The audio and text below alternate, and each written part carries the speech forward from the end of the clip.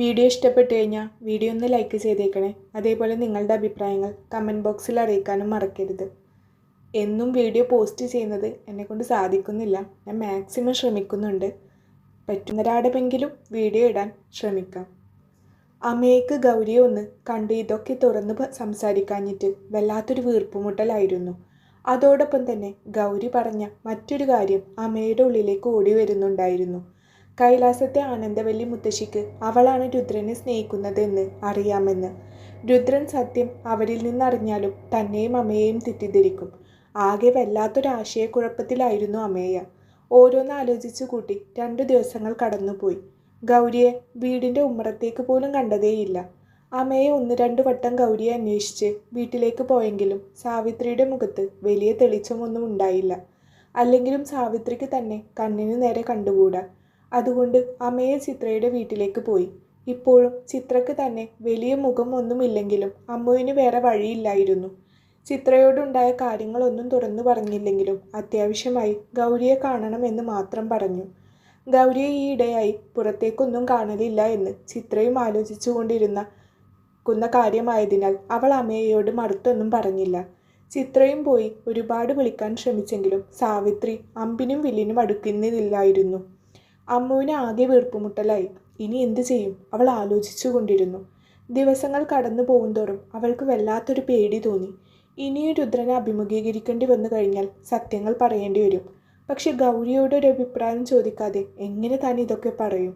ഒരു ദിവസം റേഷൻ കടയിൽ നിന്ന് സാധനങ്ങൾ വാങ്ങി വരുമ്പോഴാണ് രുദ്രൻ്റെ ബുള്ളറ്റ് ആകസ്മികമായി അമ്മുവിൻ്റെ മുന്നിൽ വന്ന് നിൽക്കുന്നത്. വല്ലാത്തൊരു പതർച്ചയോടെയാണ് അമേയ അവനെ ഒന്ന് നോക്കിയത്. പക്ഷെ അവൻ്റെ കണ്ണിലാകട്ടെ കൂരിത്തെരിപ്പിക്കുന്ന അത്രയും പ്രണയവും. അമ്മു അവനെ നോക്കി നിന്നുപോയി. ആ കണ്ണുകൾക്കുമുണ്ട് ഒരു കാന്തിക ശക്തിയെന്ന് അവൾക്ക് തോന്നിപ്പോയി. വീട്ടിൽ സമ്മതിച്ചില്ലെങ്കിലോ എന്ന പരിഭ്രമമാണ് അവൾ തന്നോട് അധികം മിണ്ടാത്തതും തന്നിൽ നിന്നൊരകൽച്ച സൂക്ഷിക്കുന്നത് എന്ന് രുദ്രൻ വിശ്വസിച്ചു. രുദ്രനോട് ഒരു 10 മിനിറ്റിലേറെ അമ്മു സംസാരിച്ച് പിടിച്ചു നിന്നു. അതിൽ അവന് ചോദിക്കാൻ ഒരുപാടുണ്ടെങ്കിലും അവൾ മുക്കിയും മൂളിയും മാത്രം മറുപടി പറഞ്ഞു. പോവാൻ നേരം നെറുകയിലൊന്ന് തലോടിക്കൊണ്ട് അവൻ അവളുടെ കയ്യിലേക്ക് ഒരു ബോക്സ് വെച്ചു കൊടുത്തു. അമ്മയെ പലപ്പോഴും രുദ്രൻ അത്ഭുതപ്പെടുത്തുകയായിരുന്നു. പല പുരുഷന്മാരെ കണ്ടിട്ടുണ്ടെങ്കിലും ഇത്രത്തോളം ഒരു സ്ത്രീയോട് വാത്സല്യത്തോടെ പെരുമാറുന്ന ഒരാളെ അമ്മയെ ആദ്യമായിട്ടായിരുന്നു കാണുന്നത്. തന്നെ അവൻ നോക്കുന്ന നോട്ടത്തിൽ പ്രണയത്തിനോടൊപ്പം ഒരു കുഞ്ഞിനെ അച്ഛൻ നോക്കുന്ന അത്രയും വാത്സല്യം അവനിൽ ഉടലെടുക്കുന്ന പോലെ അവൾക്ക് തോന്നി. ഒരിക്കൽ പോലും തൻ്റെ ദേഹത്തേക്ക് അവൻ്റെ കണ്ണുകൾ നീളുന്നുമില്ല. സദാ അവൻ തൻ്റെ കണ്ണുകളിലേക്ക് തന്നെ നോക്കുന്നു. കൊതി തീരാത്ത പോലെ, എത്രയോ കാലം കാത്തിരുന്ന് കണ്ട പോലെ. അവൻ്റെ ഒരു നോട്ടത്തിലുണ്ടായിരുന്നു അവൻ എത്രമാത്രം വിലപ്പെട്ടതാണ് ഗൗരി എന്ന്. ഗൗരിയാണെന്ന് കരുതി തന്നെ നോക്കുന്ന അവൻ്റെ നോട്ടത്തിൽ താൻ പൂത്ത് തളിർക്കുന്നത് അവൾ അറിയുന്നുണ്ടായിരുന്നു. അമ്മയ്ക്ക് ഗൗരിയോട് ആ നിമിഷം വല്ലാത്ത ബഹുമാനം തോന്നി. ലോകത്ത് കിട്ടാവുന്നതിൽ മികച്ച ഒന്നിനെയാണ് അവൾ ജീവിതത്തിലേക്ക് കണ്ടുപിടിച്ചു വെച്ചിരിക്കുന്നത് എന്ന് അമ്മുവിന് തോന്നി. ജീവിതത്തിൽ ഇന്നേ വരെ ആരോടും തോന്നാത്തൊരു തരം വികാരം തന്നിൽ ഉണ്ടാകുന്നുണ്ടെന്ന് അറിയാൻ ഉണ്ടായിരുന്നുവെങ്കിലും അമ്മു തൻ്റെ മനസ്സിനെ പണിപ്പെട്ട് അടക്കിക്കൊണ്ടിരുന്നു. പക്ഷെ അതിനെല്ലാം അല്പായുസ് മാത്രമേ ഉണ്ടായിരുന്നുള്ളൂ. രുദ്രൻ തൻ്റെ കയ്യിലിരിക്കുന്ന ബോക്സ് അമ്മയുടെ കയ്യിലേക്ക് വെച്ചു കൊടുക്കുന്ന നിമിഷം സകല ബന്ധങ്ങൾക്കും അടിവര വീണുപോയി. അത് തുറന്നു നോക്കിയപ്പോൾ അതിൽ കണ്ട വൈരമോതിരം അവളുടെ സകല ആദർശങ്ങളെയും ഒറ്റയടിക്ക് കാറ്റിൽ പറത്തിക്കളഞ്ഞു. ശ്യാമളയുടെ ജീൻ അവളുടെ ഉള്ളിൽ നിന്നും ശ്വാസം കിട്ടാതെ പുറത്തേക്ക് ചാടി. അവളുടെ ഉള്ളിൽ ആർത്തി തിങ്ങി നിറഞ്ഞു. അമ്മുവിൻ്റെ കയ്യിലിരിക്കുന്ന മോതിരം കണ്ടപ്പോൾ അതിനേക്കാൾ ആർത്തി ശ്യാമളക്കായിരുന്നു. അതിലും കൂടുതൽ ശ്യാമളയെ സന്തോഷിപ്പിച്ചത് ശ്യാമള ഗൗരിയെ ചതിക്കാൻ തയ്യാറാണെന്ന വാർത്തയായിരുന്നു. അവർ അത് നേരെ കൊണ്ടുപോയി സാവിത്രിയുടെ ചെവിയിൽ എത്തിക്കുകയും ചെയ്തു. സാവിത്രിക്ക് ആ വാർത്ത വലിയൊരു ആശ്വാസമായിരുന്നു. സാവിത്രി ഒരിക്കലും ശ്യാമള ആയിരുന്നില്ല. സാവിത്രിക്ക് സ്വത്തിനോട് പണത്തിനോട് ആർത്തിയായിരുന്നില്ല. മറിച്ച് ആ അമ്മയുടെ മനസ്സിൽ തൻ്റെ കാലശേഷവും മക്കൾ പ്രയാസപ്പെടേണ്ടി വരില്ലല്ലോ എന്നായിരുന്നു. പക്ഷെ അതിനിടയിൽ അവർ സ്വന്തം മകളുടെ മനസ്സ് കാണാൻ ശ്രമിച്ചില്ലെന്ന് മാത്രം. ശ്യാമളക്ക് പക്ഷേ അമ്മയുടെ ജീവിതം തകർന്നാലും കുഴപ്പമില്ല, തനിക്കുള്ളത് കിട്ടണം എന്നൊരു തോന്നലായിരുന്നു. അല്ലെങ്കിലും ഒരുപാട് കാലമൊന്നും ഈ കള്ളക്കളി മുന്നോട്ട് കൊണ്ടുപോകാൻ കഴിയില്ലെന്ന് അവൾക്ക് നന്നായി അറിയാമായിരുന്നു. ഇതൊക്കെ ചീട്ടുകൊട്ടാരം പോലെ തകർന്നടിയുന്നതിന് മുന്നേ തുടർന്നും ആഡംബരത്തോടെ ജീവിക്കാനുള്ളത് രുദ്രനിൽ നിന്ന് പിഴിഞ്ഞെടുക്കണമെന്നായിരുന്നു ശ്യാമളയുടെ ചിന്ത. കാര്യങ്ങളെല്ലാം കലങ്ങി മറിഞ്ഞു. അമ്മയെ രുദ്രനോട് തിരിച്ചും അടുപ്പം കാണിക്കാൻ തുടങ്ങി. രുദ്രൻ ഒരു മൂഢസ്വർഗത്തിലെത്തിയ പോലെയായിരുന്നു അന്നേരം. തേടി നടന്ന പ്രണയം കൈക്കുമ്പിളിലെത്തിയപ്പോൾ അവന് ചിന്തിക്കാനുള്ള ശേഷി പോലും നഷ്ടപ്പെട്ടു. കൈലാസത്ത് കാർത്തികയുടെ വിവാഹാലോചന മുറുകിയപ്പോൾ രുദ്രൻ തനിക്കൊരു പെൺകുട്ടിയെ ഇഷ്ടമാണെന്ന് ദേവനോട് തുറന്നു പറഞ്ഞു. അതോടെ അച്ഛനും മകനും തമ്മിലുള്ള ശത്രുത പതിന്മടങ്ങായി. പക്ഷെ അവൻ അമ്മയെ കൈവിട്ട് കളയാൻ ഒരുക്കമല്ലായിരുന്നു. രുദ്രൻ ഒരിക്കൽ കൂടെ അമ്മുവിൻ്റെ വീട്ടിൽ പെണ്ണ് അന്വേഷിച്ചു പോയി. ആ തവണയാണ് വാസു കാര്യങ്ങളെല്ലാം അറിഞ്ഞത്. രുദ്രനെപ്പോലെ ഒരുത്തന് എങ്ങനെയാണ് തൻ്റെ മകളെ ഒരാളെ ഇഷ്ടമായത് എന്ന് അയാൾ ചിന്തിക്കാതെ ഇരുന്നില്ല. പക്ഷേ അതിനു പിന്നിൽ വലിയ ചതിക്കുഴികളുണ്ടെന്ന് വാസുവിന് തിരിച്ചറിഞ്ഞില്ല. വിവാഹത്തിന് അവർക്ക് സമ്മതമാണെന്ന് അറിയിച്ചതോടെ എത്ര എളുപ്പം വിവാഹം നടത്തണമെന്ന് പറഞ്ഞത് രുദ്രൻ തന്നെയായിരുന്നു. തൻ്റെ അച്ഛൻ അമ്മുവിനെ അപായപ്പെടുത്താനോ മറ്റോ ശ്രമിച്ചെങ്കിലോ എന്നായിരുന്നു അന്നേരം അവൻ്റെ ഉള്ളിൽ. വിവാഹം ഏകദേശം ആ ഒരു ദിവസം കൊണ്ട് തന്നെ ഉറച്ചു. പറയത്തക്ക ബന്ധുക്കളൊന്നും ശ്യാമളക്കുണ്ടായിരുന്നില്ല. ഉള്ളവരോട് തന്നെ ആ അമ്മയും മോളും ചേരില്ലായിരുന്നു. പിറ്റേന്ന് മുത്തശ്ശിയെ കാണാൻ താനും വായോ എന്ന് പറഞ്ഞ് രുദ്രൻ കൈലാസത്തേക്ക് അമ്മയെ ക്ഷണിച്ചപ്പോഴാണ് കളി ആകെ മാറി തുടങ്ങിയത്. ഏറ്റവും നാടകീയമായ രംഗങ്ങൾ അരങ്ങേറിയ ദിവസങ്ങളായിരുന്നു പിന്നീടുണ്ടായിരുന്നത്. ആനന്ദവല്ലിക്ക് സകല രഹസ്യങ്ങളും അറിയാമെന്ന് അമ്മുവിന് ഉറപ്പുണ്ടായിരുന്നു. പക്ഷെ എങ്ങനെ അവരെ തടയണമെന്ന് ഒരു ധാരണയും ഉണ്ടായിരുന്നില്ല. രുദ്രൻ പിടിച്ച പിടിയാലെയായിരുന്നു അമ്മുവിനെ കൈലാസത്തേക്ക് കൊണ്ടുപോയത്. അവിടെ എത്തിയപ്പോഴാണ് രുദ്രൻ്റെ അച്ഛൻ അവിടെ ഇല്ലെന്നത് അമ്മു അറിഞ്ഞത്. ഒരു പക്ഷെ അച്ഛൻ ഇല്ലാത്ത സമയം നോക്കി തന്നെയായിരിക്കും രുദ്രൻ തന്നെ കൈലാസത്തേക്ക് ക്ഷണിച്ചതെന്ന് അമ്മു ഊഹിച്ചെടുത്തു. രുദ്രൻ്റെ അച്ഛന് അവനൊരു പെൺകുട്ടിയുമായി ഇഷ്ടത്തിലാണെന്നല്ലാതെ ഏതു പെൺകുട്ടിയാണെന്നോ എവിടുത്തുകാരിയാണെന്നോ ഒന്നും അറിയില്ലായിരുന്നു. അവൻ അതൊന്നും വിട്ടു പറഞ്ഞില്ല എന്നതായിരുന്നു സത്യം.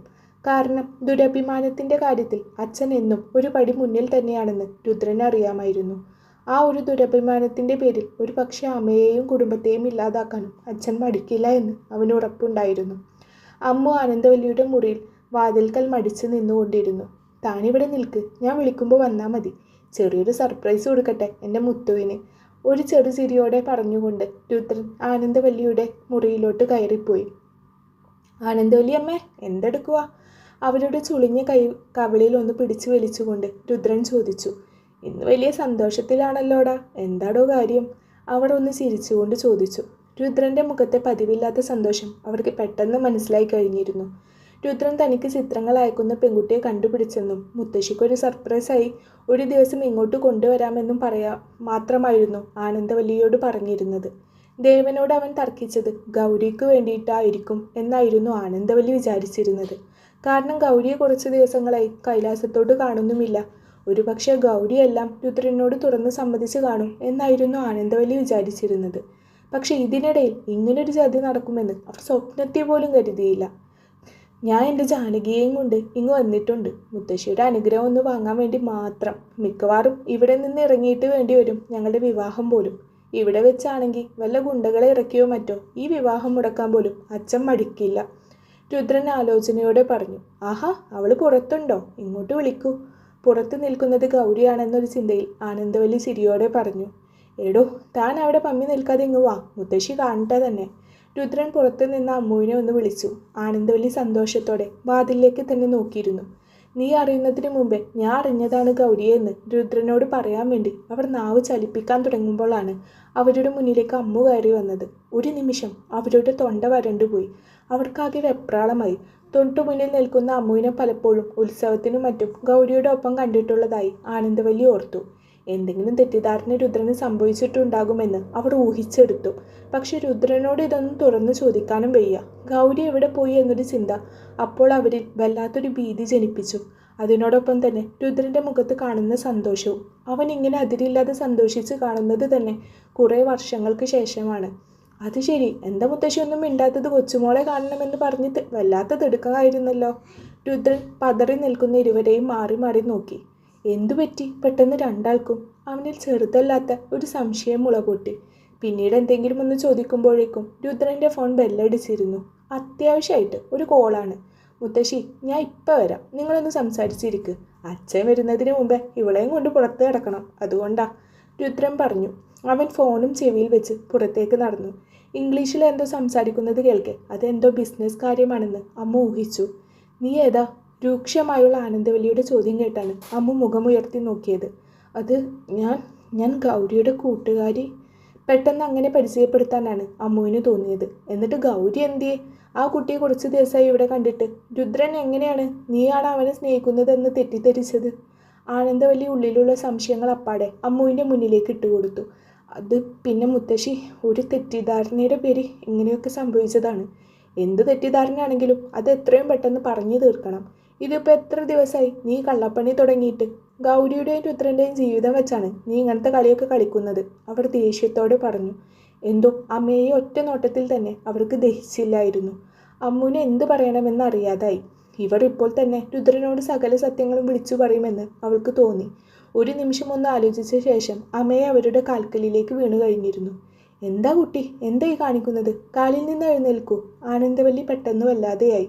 മുത്തശ്ശി, ഒന്ന് രുദ്രേട്ടനോട് പറയരുത് പ്ലീസ്. എനിക്ക് വേറൊരു വഴിയില്ലാത്തത് കൊണ്ടാണ്. ഗൗരിയും രാജീവും കൂടിയുള്ള വിവാഹം ഏകദേശം ഉറപ്പിച്ചു വെച്ചിരിക്കുകയാണ്. ഇതിനിടയിലാണ് രുദ്രേട്ടൻ ഞാനാണ് ഗൗരി എന്ന് തെറ്റിദ്ധരിക്കുന്നത്. അത് തിരുത്താൻ എന്നെക്കൊണ്ട് സാധിച്ചില്ല. ഇതിപ്പോൾ ഇത്ര കുറഞ്ഞ ദിവസത്തിലാണെങ്കിൽ പോലും ഞാൻ രുദ്രേട്ടനെ മനസ്സിൽ പ്രതിഷ്ഠിച്ചും പോയി. മുത്തശ്ശിയായിട്ടൊന്നും ഇല്ലാതാക്കരുത്. ഗൗരി ഇനി ഒരിക്കലും രുദ്രേട്ടൻ്റെ ജീവിതത്തിലേക്ക് വരില്ല. ഗൗരിക്ക് അവളുടെ അമ്മയെ ധിക്കരിക്കാൻ കഴിയില്ല. അമ്മു തന്നെ കൊണ്ട് കരയാൻ പറ്റുന്നിടത്തോളം കരഞ്ഞ് ആനന്ദവല്ലിയുടെ കാൽ കഴുകാൻ തുടങ്ങി. ആനന്ദവല്ലിയുടെ നെറ്റി ചുളിഞ്ഞു. ആനന്ദവല്ലി സംബന്ധിച്ചിടത്തോളം അറിയുന്ന ഒരു രാജീവ് അശോകൻ്റെ മകൻ രാജീവായിരുന്നു. കോടീശ്വരനായ അശോകൻ്റെ മകൻ രാജീവ് ഗൗരിയെ വിവാഹം ചെയ്യാൻ തയ്യാറാകണമെന്നുണ്ടെങ്കിൽ അതിനു പിന്നിൽ രുദ്രനോടും ഗൗരിയോടുമുള്ള അടങ്ങാത്ത പകയായിരിക്കുമെന്ന് അവിടെ ഊഹിച്ചെടുത്തിരുന്നു. കാരണം അത്തരത്തിലുള്ള സംഭവവികാസങ്ങളാണല്ലോ തൻ്റെ പിറന്നാളിൻ്റെ അന്ന് ഇവിടെ അരങ്ങേറിയത്. പക്ഷെ അതൊക്കെ അറിഞ്ഞിട്ടും സാവിത്രി മകളെ അയാൾക്ക് വിവാഹം കഴിച്ചു കൊടുക്കാൻ തയ്യാറായോ? അവരിൽ അതിശയം നിറഞ്ഞു. ആനന്ദവല്ലി ഓരോന്നായി അമ്മയോട് ചോദിച്ചു. അമ്മു സകലതും വള്ളിപുള്ളി തെറ്റാതെ പറഞ്ഞു. തൻ്റെയും അമ്മയുടെയും ആർത്തിയുടെ കഥയൊഴിച്ച് ബാക്കിയെല്ലാം. അവൾ പറഞ്ഞു വന്ന കഥയിൽ അവൾ ഗൗരിക്ക് വേണ്ടി ജീവിതം ത്യജിക്കുന്ന കൂട്ടുകാരിയായിരുന്നു. പക്ഷെ അവളേക്കാൾ ഒരുപാട് ഓണം കൂടുതൽ ഉണ്ടിട്ടുള്ള ആനന്ദവല്ലിക്ക് ആ കഥകളൊന്നും വിശ്വാസത്തിൽ വന്നതുമില്ല. രുദ്രൻ്റെ സ്ഥാനത്ത് ഒന്നുമില്ലാത്തൊരു ദരിദ്രവാസി പയ്യനായിരുന്നുവെങ്കിൽ നീ ഗൗരിക്ക് വേണ്ടി ഇതൊക്കെ ചെയ്യുമായിരുന്നോ? അപ്പോൾ ഇത് നിന്റെ ത്യാഗമല്ല, മറിച്ച് തട്ടിയെടുക്കലാണ്. ഇത്രയും സ്വത്തും സമ്പത്തും ആഡംബരവും സൗന്ദര്യമുള്ളൊരു പുരുഷനെ ഏതു പെണ്ണും ആഗ്രഹിക്കും. അതാണ് നീയും ചെയ്തത്. അല്ലാതെ ഇതൊരിക്കലും നിന്റെ ദാനമോ ധർമ്മമോ ഒന്നുമല്ല. നിനക്കൊരു അവസരം വന്നപ്പോൾ നീ അത് ഉപയോഗിക്കുന്നു. ആനന്ദവല്ലി എടുത്തടിച്ച പോലെ അവളോട് പറഞ്ഞു. അവരുടെ വെട്ടി തുറന്നുള്ള മറുപടി കേട്ട് അടുത്ത നിമിഷം തന്നെ അമ്മുവിന് ബോധ്യമായി താൻ ഇതുവരെ കണ്ട ആളുകളിൽ നിന്നുമെല്ലാം വ്യത്യസ്തമായൊരു സ്ത്രീയാണ് അവരെന്ന്. തൻ്റെ കണ്ണീരിൽ ഒരു അംശം പോലും അവരിൽ ഒരു സ്വാധീനവും ഉണ്ടാക്കിയിട്ടില്ലെന്ന് അവൾക്ക് വ്യക്തമായി തന്നെ മനസ്സിലായി. ആനന്ദവല്ലിയുടെ അഹങ്കാരത്തോടെയുള്ള പറച്ചിൽ അമ്മയ്ക്ക് ഒട്ടും ഇഷ്ടപ്പെട്ടില്ലെങ്കിലും തൽക്കാലം തിരിച്ചൊന്നും പ്രതികരിക്കാത്തതാണ് ബുദ്ധിയെന്ന് അവൾ സ്വയം വിചാരിച്ചു.